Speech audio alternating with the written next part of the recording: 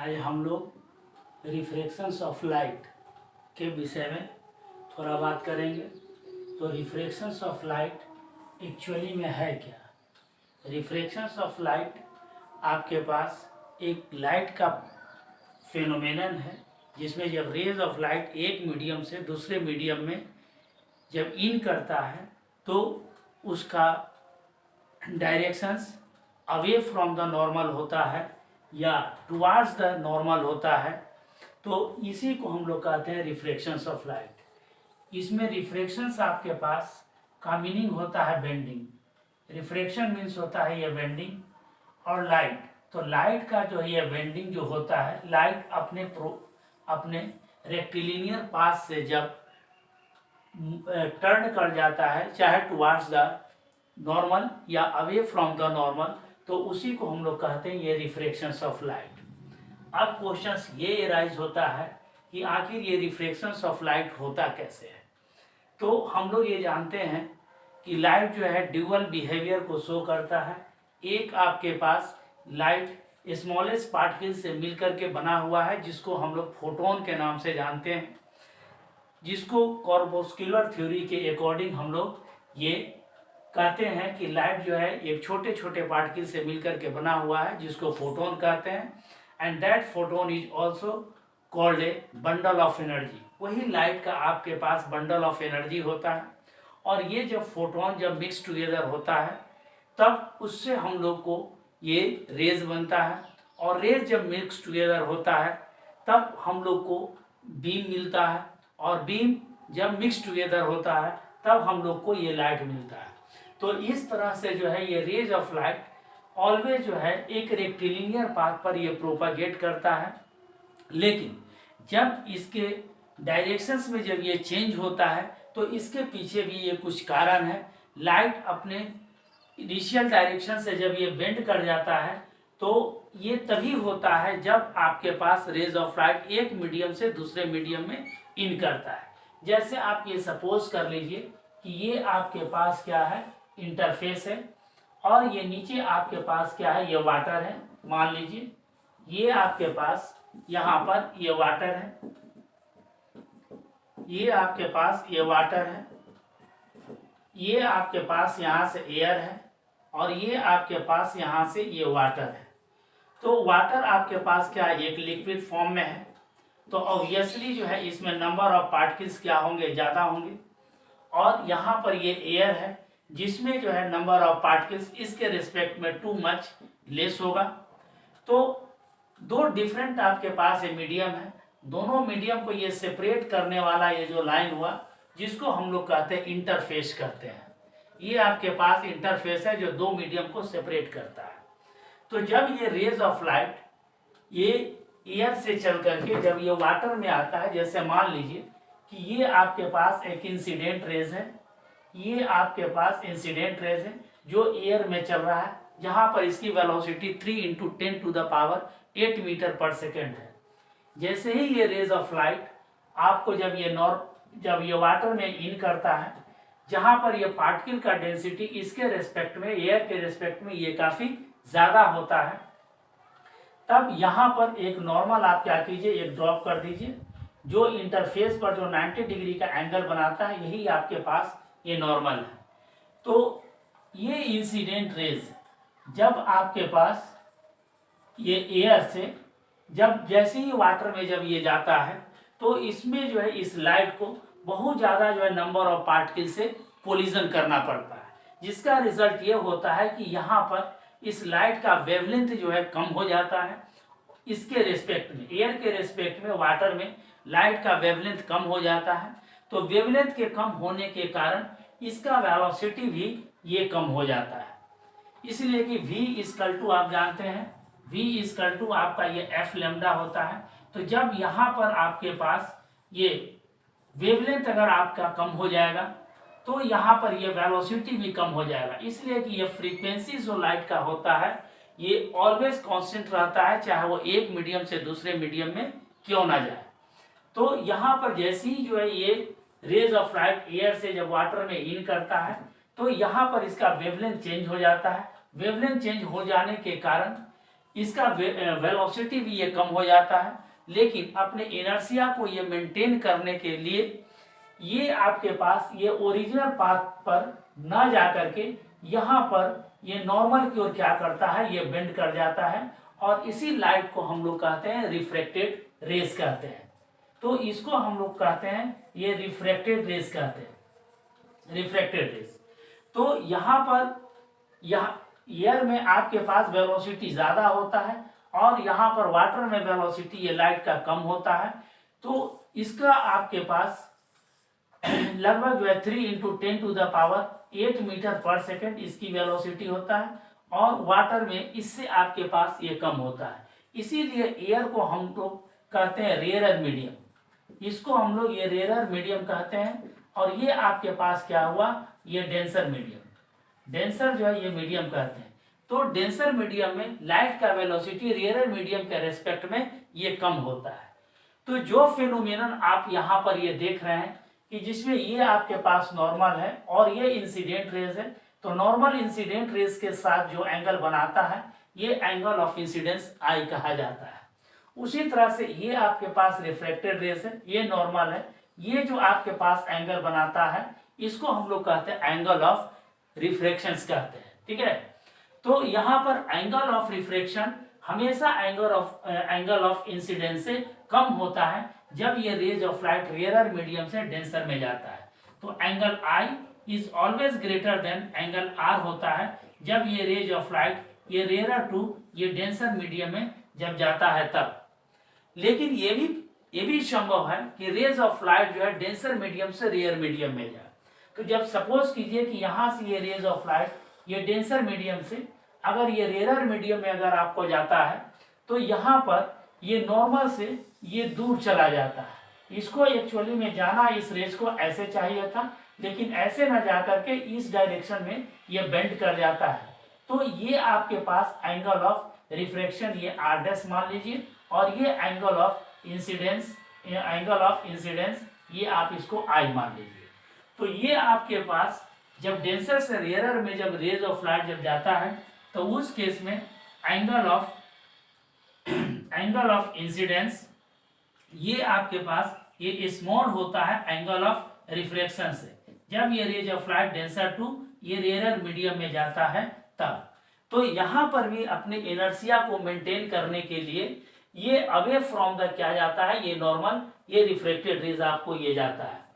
तो यहाँ पर आपके पास ये क्वेश्चंस ऑलवेज एराइज होता है कि जैसे जैसे जो है एंगल ऑफ इंसिडेंस का वैल्यू आप ये कम करेंगे वैसे वैसे एंगल ऑफ रिफ्लेक्शंस का वैल्यू भी आपके पास ये कम होगा। जैसे जैसे आप एंगल ऑफ इंसिडेंस का वैल्यू कम कीजिएगा वैसे वैसे एंगल ऑफ रिफ्लेक्शंस का वैल्यू भी ये कम होता जाएगा। उसी के अकॉर्डिंग अगर आप बात कीजिए कि जब rays of light denser medium से रेयरर मीडियम में जब ये जाएगा तो उस केस में अगर एंगल ऑफ इंसिडेंस अभी इतना है तो अगर थोड़ा सा और अगर एंगल ऑफ इंसिडेंस को थोड़ा कम कर देते हैं तो उस केस में एंगल ऑफ रिफ्रैक्शन भी थोड़ा आपके पास ये कम हो जाएगा। या आप जैसे जैसे एंगल ऑफ रिफ्रैक्शंस को भी अगर आप बढ़ाते हैं तो एंगल ऑफ इंसिडेंस को बढ़ाते हैं तो एंगल ऑफ रिफ्रैक्शंस का वैल्यू भी ये बढ़ते जाता है। तो इस तरह से आप ये कह सकते हैं कि एंगल ऑफ इंसिडेंस और एंगल ऑफ रिफ्रैक्शंस का साइन जो होता है ये हमेशा एक दूसरे के डायरेक्टली प्रोपोर्शनल होता है, और यहीं से आपको ये रिफ्रैक्शंस का ये एक दो लॉ निकलता है जिसको हम लोग लॉ ऑफ रिफ्रैक्शंस के नाम से जानते हैं। तो लॉ ऑफ रिफ्रैक्शंस में यही है कि जब आपके पास इंसिडेंट रेस और ये आपके पास है रिफ्रैक्टेड रेस, ठीक है, जब और यहाँ से ये इंटरफेस या कहिए रिफ्लेक्टिंग सरफेस कहिए, ये तीनों एक ही सरफेस पर लाइज करता है। इसी को हम लोग कहते हैं ये फर्स्ट लॉ ऑफ रिफ्रैक्शन। और यहाँ पर ये सेकेंड लॉ ऑफ रिफ्रैक्शन जो है जिसको आप स्नेल्स लॉ कहते हैं, इसको हम लोग स्नेल्स लॉ के नाम से जानते हैं। तो स्नेल्स लॉ आपके पास ये कहता है कि कोई भी अगर एक मोनोक्रोमेटिक लाइट हो, तो मोनोक्रोमेटिक लाइट का मतलब ये हुआ कि ऐसा लाइट जिसका वेवलेंथ आपके पास सिंगल वेवलेंथ वाला लाइट हो। तो अगर कोई मोनोक्रोमेटिक लाइट अगर एक मीडियम से दूसरे मीडियम में अगर आपका ये इन करता है तो उस केस में sine of angle of incidence is always directly proportional to sine of angle of refraction. जैसे इसी चीज को अगर हम मैथमेटिकली एक्सप्रेस करने का कोशिश करें तो आप इसको ऐसे लिख सकते हैं, sine I is directly proportional to, ये आपके पास ये साइन आर होगा। इट मीन्स जो है जब प्रपोर्शंस को आप हटाएंगे तो ये साइन आई इज का to some constant mu into जो है ये साइन आर होगा। इट मीन्स जो है यहाँ से ये साइन आई अपॉन यहाँ से ये साइन आर जो होगा ये न्यू के बराबर होगा। तो यही आपके पास स्नेल्स लॉ है। तो स्नेल्स लॉ में साइन आई बाई ये साइन आई आर दोनों का जो है ये रेशियो हमेशा एक कांस्टेंट वैल्यू आता है, जिसको हम लोग न्यू के थ्रू डिनोट करते हैं और इसी को हम लोग कहते हैं ये रिफ्रैक्टिव इंडेक्स।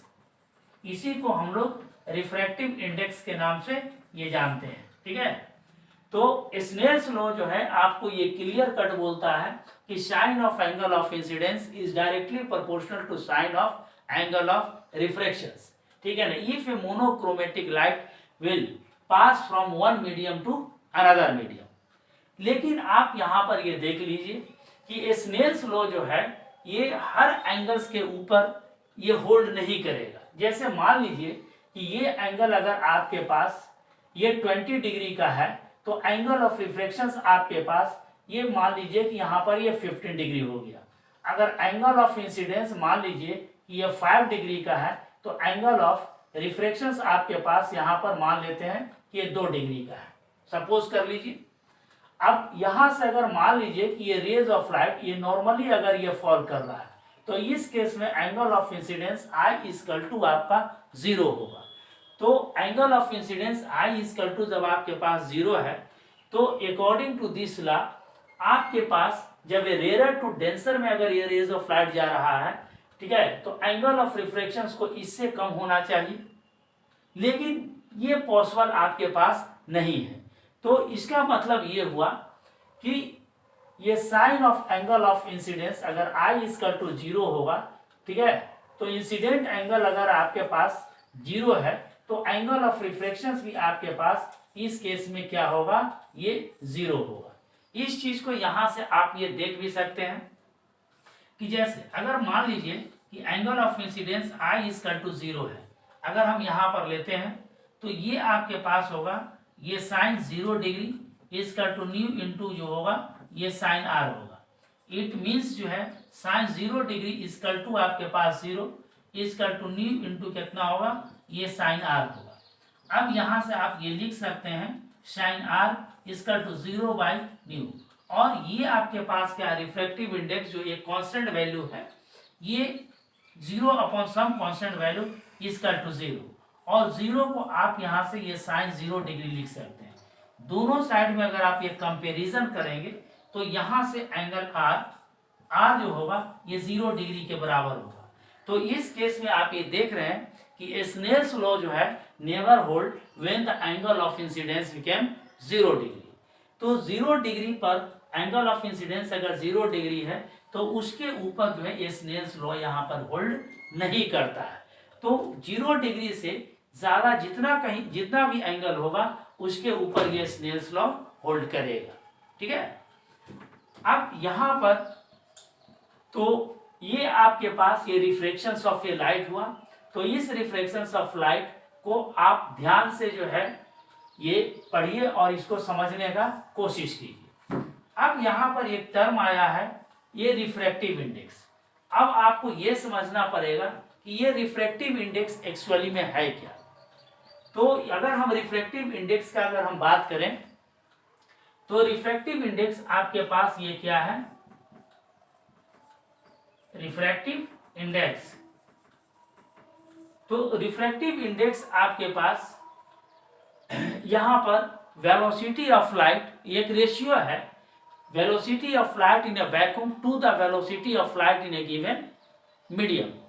तो अगर मान लीजिए कि ये रेज ऑफ लाइट इस मीडियम से ये एयर से अगर आपके पास ये वाटर में जा रहा है, ठीक है, तो इस केस में ये रिफ्रैक्टिव इंडेक्स के फॉर्म में अगर अकॉर्डिंग टू स्नेल्स लॉ अगर आपको ये लिखना पड़े तो हम लोग इसको लिख सकते हैं refractive index of medium water with respect to आपके पास एयर।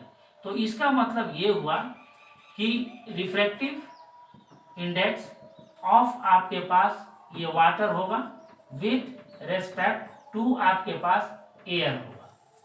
ठीक है, तो रिफ्रैक्टिव इंडेक्स आपके पास यही है, वाटर विथ रेस्पेक्ट टू आपके पास एयर। इसको सिंबॉलिकली हम इस तरह से क्या कर सकते हैं, लिख सकते हैं।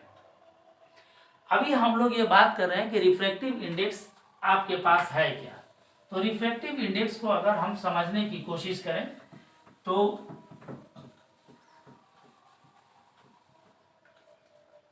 आपके पास रिफ्रैक्टिव इंडेक्स आपके पास ratio of the velocity of light in vacuum to the velocity of light in a given medium है। इसको हम लोग कहते हैं एब्सोल्यूट रिफ्रैक्टिव इंडेक्स, इसीलिए कि यहाँ पर वैक्यूम में रेज ऑफ लाइट के वेलोसिटी को यहाँ पर इंडिकेट किया गया है, जिसका वैल्यू आपके पास ये 3 × 10⁸ ये मीटर ये पर सेकेंड होता है। और किसी भी मीडियम में अगर लाइट के वेलोसिटी को अगर आप लेते हैं तो वहाँ भी सम यूनिट आपके पास मीटर पर सेकेंड होगा, तो ये कैंसिल आउट करेंगे तो रिफ्रैक्टिव इंडेक्स का आपके पास ये 9 यूनिट होता है, इसका आपके पास ये कोई भी यूनिट नहीं है। लेकिन यही अगर रेज ऑफ लाइट एयर से अगर आपके पास ये वाटर में जा रहा है, या मान लीजिए कि कोई अगर ये वाटर से ग्लास में अगर जा रहा है, वाटर टू अगर ये ग्लास में ये रेज ऑफ लाइट अगर आपका ये जा रहा है, तो इस केस में आप लिख सकते हैं refractive index of glass with respect to आपके पास ये वाटर।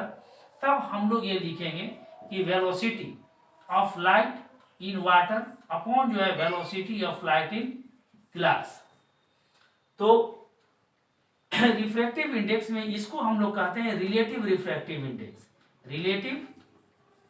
रिलेटिव रिफ्रैक्टिव इंडेक्स कहते हैं, इसीलिए कि दो मीडियम के रिलेशंस में ये लाइट के वेलोसिटी को आपको ये इंडिकेट करता है।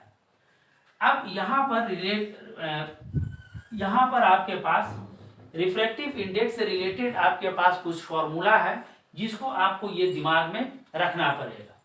जैसे मान लीजिए कि रेज ऑफ लाइट अगर ये एयर से आपको वाटर में जा रहा है, सपोज कीजिए कि ये आपके पास ये वाटर है और ये आपके पास ये एयर है, तो रेज ऑफ लाइट अगर यहाँ से एयर से अगर ये वाटर में इन करता है तो उस केस में ये आपके पास ये एंगल ऑफ इंसिडेंस आई हुआ, ये आपके पास एंगल ऑफ रिफ्लेक्शंस ये आर है।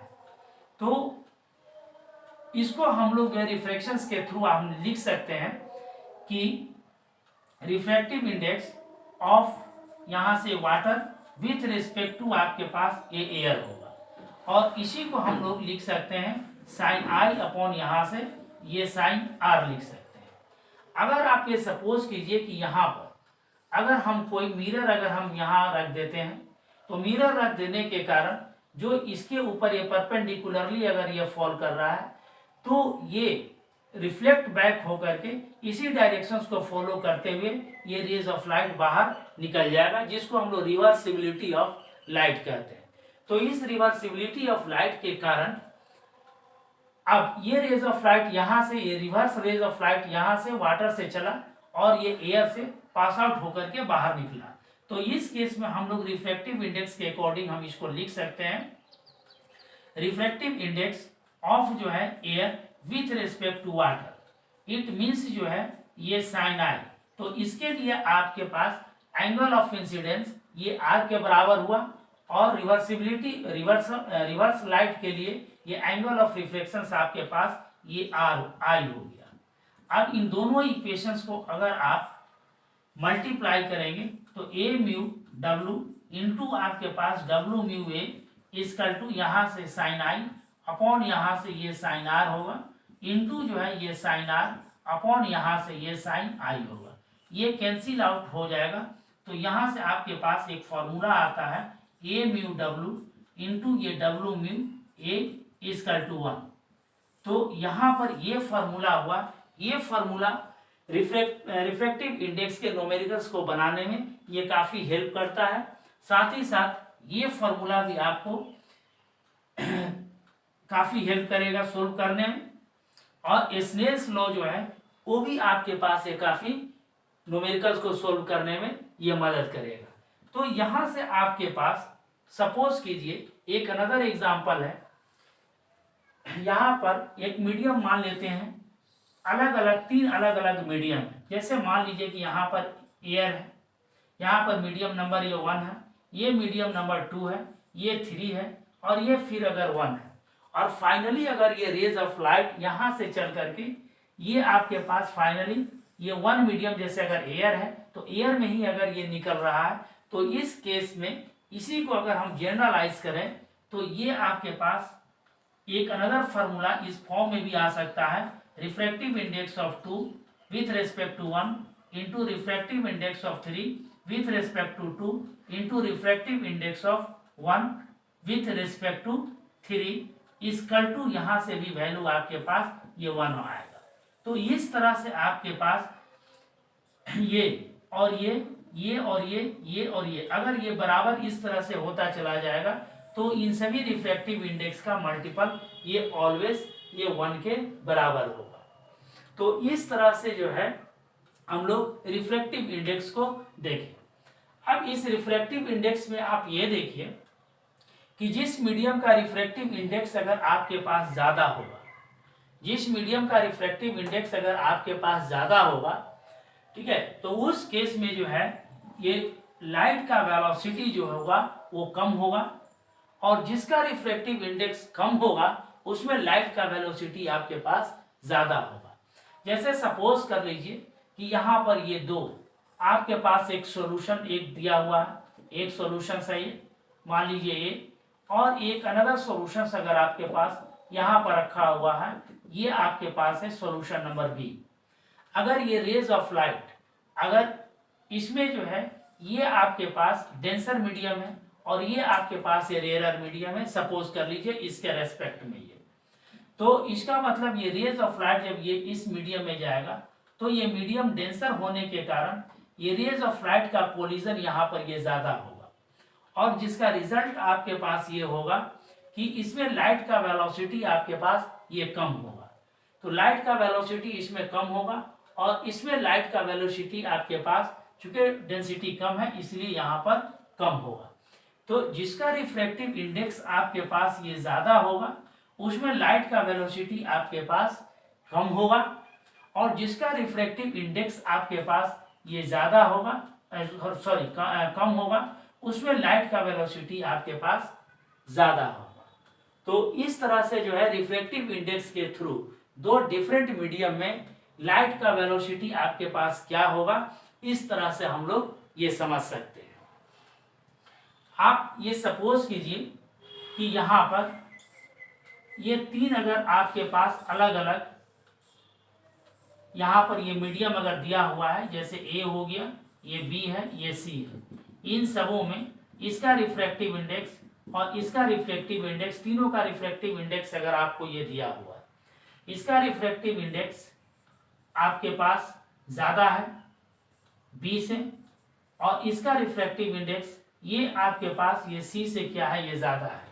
तो इस केस में जो है सबसे ज़्यादा रिफ्रैक्टिव इंडेक्स आपके पास ये इसका ज़्यादा है, इसका मतलब इसमें लाइट का वेलोसिटी आपके पास ये कम होगा और इसमें जो है इसका रिफ्रैक्टिव इंडेक्स आपके पास इसके रेस्पेक्ट में कम है, इसीलिए इसमें लाइट का वेलोसिटी आपके पास इसके रेस्पेक्ट में कम होगा और इसका रिफ्रैक्टिव इंडेक्स सबसे कम है, इसका मतलब इसमें लाइट का वेलोसिटी ये सबसे कम होगा।